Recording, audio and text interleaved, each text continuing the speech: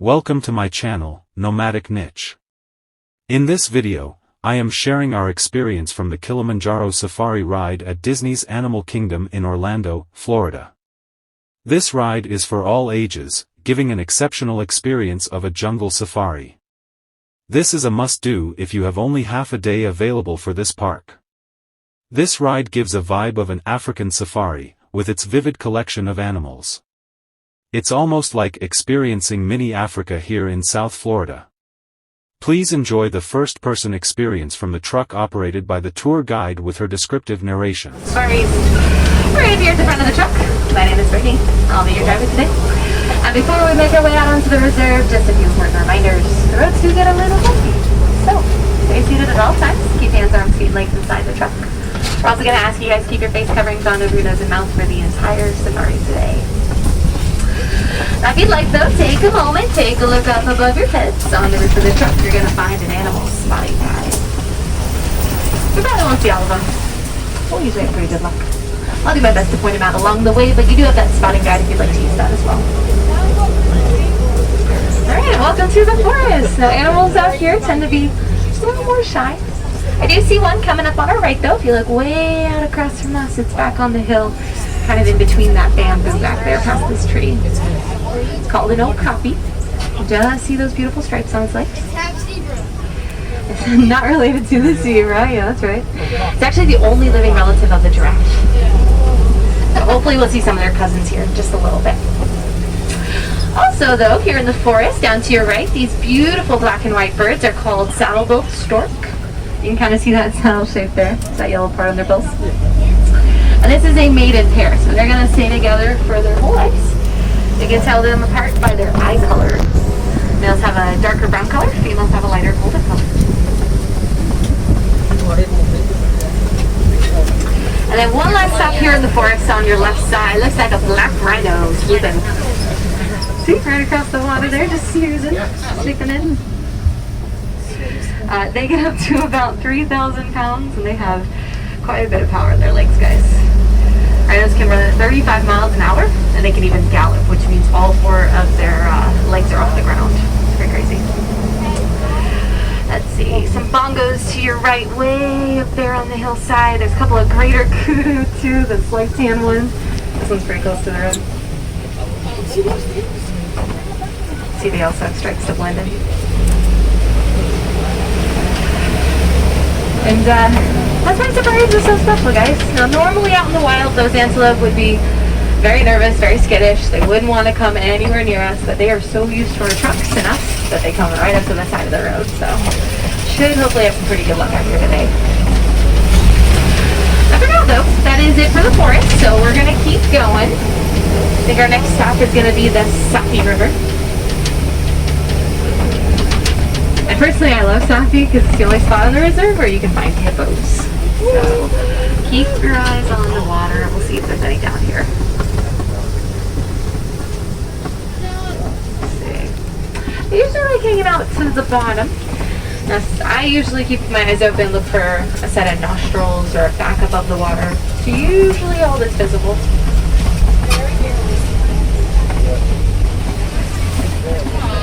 Oh, there we go. On our left over here, there's those hippos. There's a bunch of them over here too. They actually get bigger than rhinos, by the way. They can weigh up to 5,000 pounds.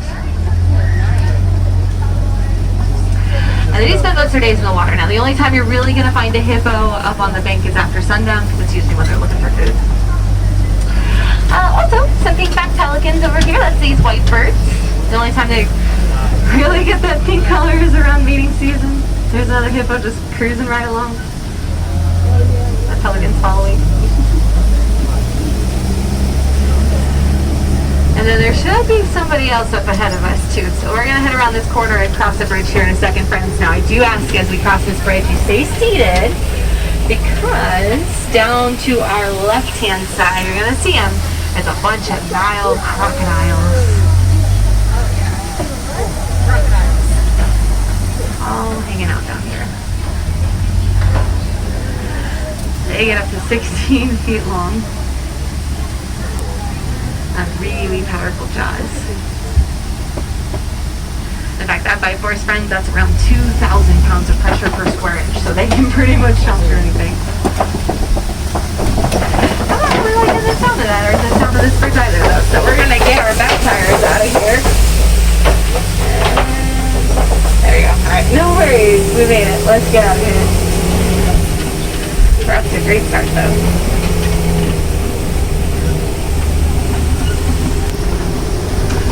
As we get up to the top of this hill, though, you may notice around us that the vegetation is starting to change because we are getting really close now to the savannah, which is home to most of the animals, to be honest.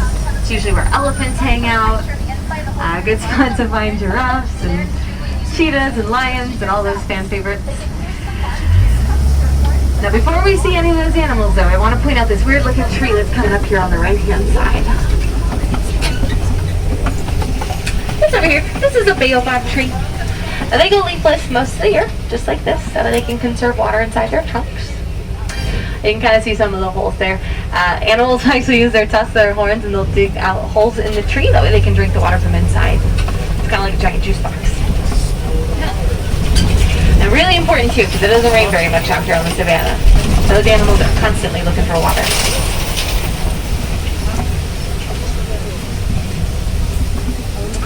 Now this though, look out here, this is my favorite view of the reserve. Isn't that pretty?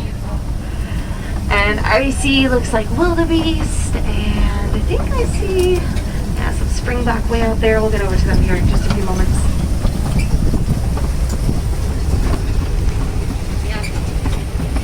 Now what you'll notice about the savannah though is that there's a lot of open space out here. There's not too many places to hide. So, animals have to look out for each other. Many of them will live in large herds. Oh. There they go. Like this wildebeest. Probably one of the most famous animals here just because of their huge migration. Over 1.5 million of them cross Africa every single year. They have a hive mind too, so you just saw one of them starts running, they all start running too. Sometimes they don't even know why, they're just running.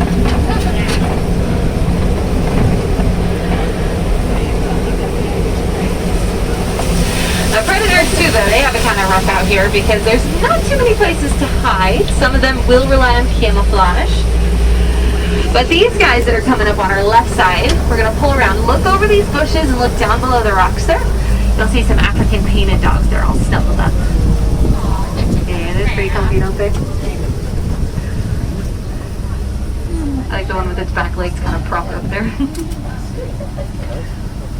But these guys are an offshoot of the canid family. They're actually the most successful predator on the savannah because the way they hunt is they have really good endurance. So they will keep running their prey on and on and on until eventually it gets so tired that it collapses from exhaustion. It doesn't have the strength to get back up. You can also see some sable antelope out to your left. They are the official emblem of Harambe Wildlife Reserve. I've seen some around the village on some of the signs. And then a couple more wildebeest. There's a bunch of them out here.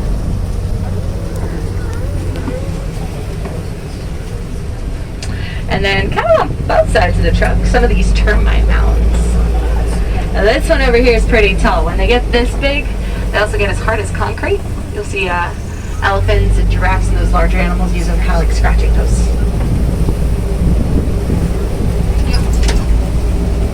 But we still didn't see any of those bigger animals, but we'll head up towards this hill over here. Ooh, actually, I see a giraffe. It's coming up ahead of us. Looks like it might be on our right side as we pull up around these trees here in just a second. Tallest land animal in the world. They can get up to 20 feet tall.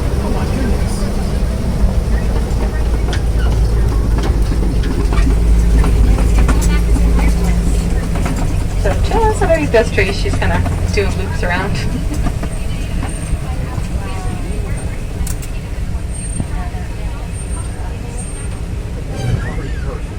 Oh, she found a tree. Alright. Well, that's pretty much what she does all day. Giraffes definitely think with their stomachs. They will make their way across the savannah, munch on anything they can find. Yeah, zebras are running too. You can see them on your right, those zebras running around back there. There they go.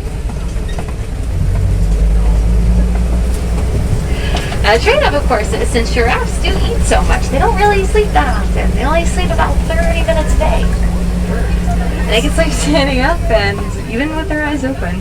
So sometimes hard to tell if they look like they're zoning out. Sometimes they're actually taking a little nap. A couple minutes here and there.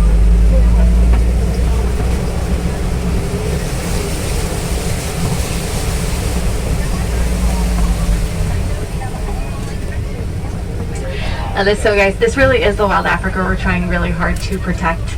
A lot of these animals are facing all kinds of threats in the wild. Here goes those zebras. There he goes. Now, it's important that we all do try to get back into conservation. I know it can be a little challenging sometimes. You're not sure where to start, but even something as simple as recycling can have a really big impact on these animals, especially if you recycle those paper products, your old electronics and things like that. Now the cows to your right, those are Ankoli cows. You'll find them in farm areas in Africa. They're actually worth quite a bit of money, so a lot of farmers will breed them. And then up on your right, these little guys are one of my favorites. They're called springboks. They're very good jumpers. They can leap 6 feet straight up in the air from a standing position and 10 feet forward at the same time. Ooh, there we go though. I know that one giraffe was hard to see, but look, there's more.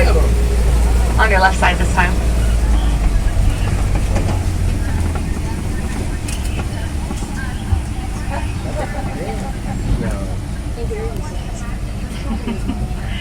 And they all have different spot patterns, just like our fingerprints. So one way you can tell them apart. Yeah. Wow.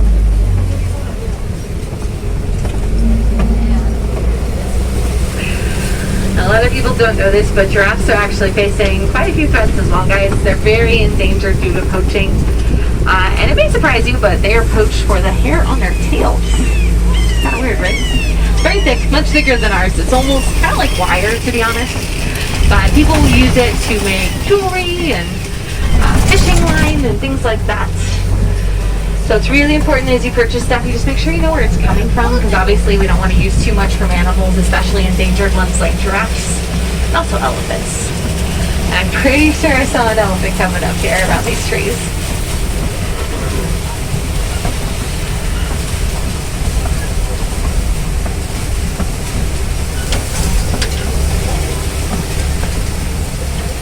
There we go, to your right side. Really good view of this guy. Hey, buddy. By the way, this is the largest elephant that lives here. He is 13,000 pounds, so he's very large, fully grown. And I believe he's around 40, early 40s.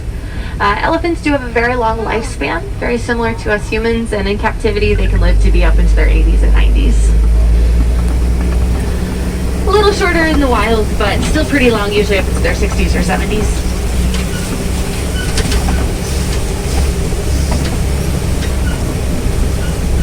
Now, it's really crazy about elephants, though. The thing that always kind of, makes me just, really think about how huge that animal is that even elephant babies, they're pretty big too. They're usually around 300 pounds or so when they're born. And what's really insane is the pregnancy. Mom elephant, she is pregnant for 22 months, guys. That's almost 2 years. Can you even imagine? 2 years of being pregnant. Taking one for the team. Now we'll see if we can find mom and maybe some babies. Coming up on your right side though, I do want to point out these tusk marks here in the clay. Elephants will dig it out and then eat it because there's a lot of nutrients in there. Kind of like taking a multivitamin, I guess. And then it looks like the herd's coming up here on the left side. So we'll get around these trees.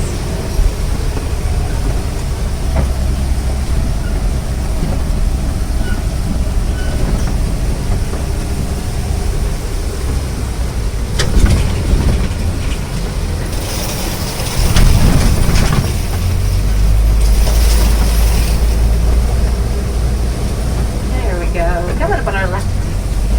There's the rest of the herd.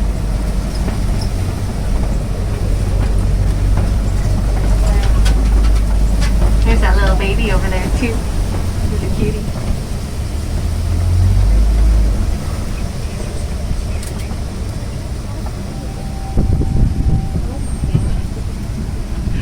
So obviously the one furthest back, the smallest one.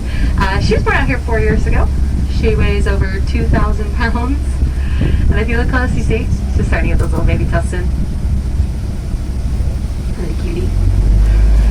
And the babies and the females, they tend to stay close together. Male elephants, though, once they reach adulthood, they're going to go off on their own and they're going to be solitary. So just like that big guy we saw over there, they're going to live by themselves. Although occasionally they do form up with bachelor groups.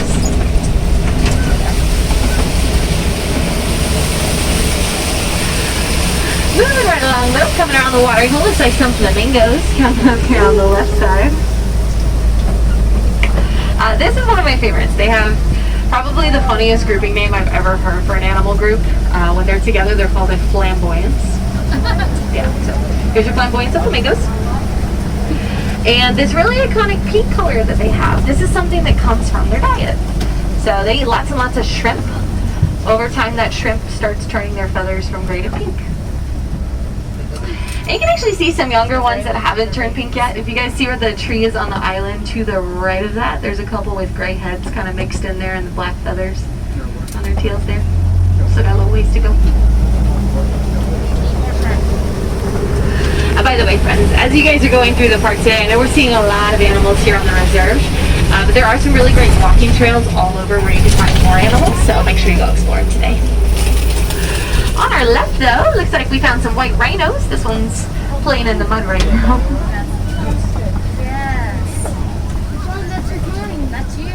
They have pretty sensitive skin, so sometimes you'll see them roll in that mud so they can coat it and protect it, make sure it doesn't get sunburned. Personally, I think it's funny, but they'll play in it and then they'll just fall asleep right there. Take a little nap in the mud. Now, what's really exciting about the white rhinos that live here in Animal Kingdom, though, is that we actually have a breeding program going on right now. And you may have heard, last year we actually had a baby born. It was really exciting. That little guy hasn't made his way out to the reserve just yet. However, we're hoping we'll get to see him soon. He's hanging out backstage with Mom until he gets just a little bit bigger. But we have 2 more on the way, too, that are coming later this year. So we're going to have tons of babies out here soon.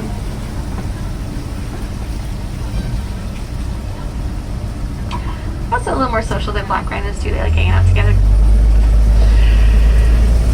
Alright, now on our left, though, I want to go slow. Look way back in the middle top of the hill. You see that cheetah up there? Looks like there's 2 of them, actually. Kind of sitting up on its back legs there. Giving the other one a bath. That right there, guys, is the fastest land mammal in the world. Cheetahs can go 0 to 60 in less than 3 seconds. That is all it takes. And there's a couple more up here, too. These ones are laying down.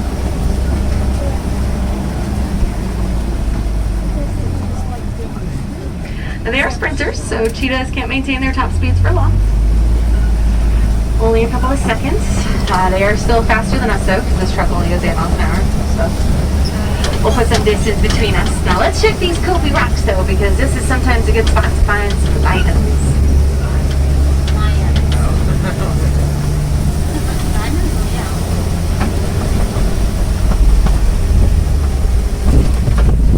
Oh, and some ostrich. Alright, well, coming up on our right, 2 different animals here next to the road. Obviously this ostrich, largest bird in the world. They're not the smartest either, guys. If you didn't know, ostriches actually have eyeballs that are larger than their brain. So it's kind of rough to be an ostrich. And then the brown antelope over there, that is a monterbach. It's a relative of the wildebeest. Now these lions, though, I see them coming up here on our left side. Looks like they're sleeping. Pretty much what they do all day. See that female? She's here in the front. And then I think the male lion is behind her, as well as another girl. They're both sleeping too.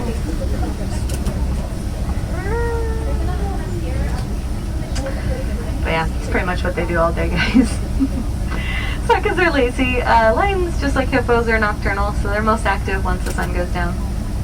They're gonna rest the rest of the day. But really good hunters. They hunt at night and they work together. That way they can catch their prey. A male lion is the one that usually stays behind, and he kind of watches over the cubs to make sure everybody's nice and safe. On our left, though, we're going to go buy some burrows. If you look down below us, these are usually made by small animals, like warthogs. You can dig them out and hide in them. Fawn Spock's gonna cross the road. And then it looks like there's a couple more ostrich coming up here too. And this is pretty cool. If you guys look down to your right side, down on the ground here, you'll see this little nest of ostrich eggs. They're between 3 and 4 pounds. All the eggs belong to different females, so it looks like there's another female up here on the right, another one on the left. You can tell males and females apart by the color of their feathers.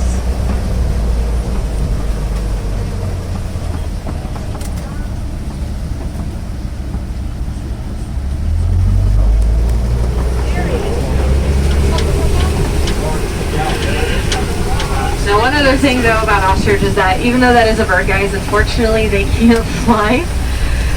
I say unfortunately for them, but personally I'm pretty thankful for it, because I want you guys to take a second and just think about that. Imagine if you walked out of your house and you looked up in the sky and there was just an ostrich flying around. That'd be pretty scary. So, wouldn't be very good luck for your car either, so we're thankful that they, only run. One last stop for us though before we get out of here. Welcome to the Warden's Post. This is sometimes a good spot to see some more domesticated animals. The Warden does take care of all these creatures that we've seen today. And here at the Warden's Post, they also take care of these little Nigerian dwarf goats. They're coming up here on the left on this hill here. Very cute, very small. This is a very important animal to have in a lot of farms in Africa because they can provide nutritious milk to the villagers. They don't take up much space compared to a lot of other livestock, so these goats are super helpful. That's not ready. Now, since they can rely on these goats instead of the wildlife, though, a lot of neighbors have chosen this as a way to be a little bit better to the animals that live near them, guys. You don't have, obviously, cheetahs that live in your yard. However, you do have animals that live close to you, too. And I'm not saying go out and get a dairy goat, but there are some small steps you guys can take if you'd like to make a difference as well. For instance, just planting some flowers. How about your local pollinators, guys? A lot of them are struggling. Again, recycling is a great starting point. Just cutting down your plastic usage in general. If you're looking for something to help you out, a reusable water bottle is a great way to remind yourself to not use as much plastic. If you carry that around with you, you can just refill it instead of having to get a new drink every single time. But just find the thing that works best for you guys, because every small step does make a huge difference, and if we continue working together, the bright future just around the corner. So do what you can. And real quick too, go ahead, double check your rows, guys. We're coming up to our